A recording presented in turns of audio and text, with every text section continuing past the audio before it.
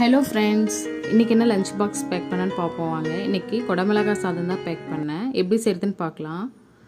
ஒரு கடாயில் 1 டீஸ்பூன் கடலைப்பருப்பு, உளுந்து, வேர்க்கடலை, காரத்துக்கு தேவையான மிளகாய், சீரகம் சேர்த்து நல்லா வறுத்து எடுத்துக்கோங்க. கொஞ்சம் திருவின தேங்காய் சேர்த்து வறுத்து எடுத்துகிட்டு மிக்ஸி ஜாரில் சேர்த்து பொடி பண்ணி வச்சுக்கோங்க. அதே கடாயில் எண்ணெய் சேர்த்துட்டு கடுகு, கடலைப்பருப்பு, உளுந்து பொரிஞ்சதும் ஒரு பெரிய வெங்காயம், கருவேப்பிலை சேர்த்து நல்லா வதக்கிக்கோங்க. பொடிசாக நறுக்கின குடமிளகாய், உப்பு சேர்த்து வதக்கிட்டு ஒரு 5 நிமிஷம் மூடி போட்டு வேக வைங்க. இப்போ தேவையான அளவு ரைஸ் சேர்த்துட்டு பொடியை சேர்த்து மிக்ஸ் பண்ணி எடுத்திங்கன்னா கேப்சிகம் ரைஸ் ரெடி. வாங்க லஞ்ச் பாக்ஸ் பேக் பண்ணிடலாம். கேப்சிகம் ரைஸ்க்கு தொட்டுக்க பொடலங்காய் ஃப்ரை தான் வச்சேன்.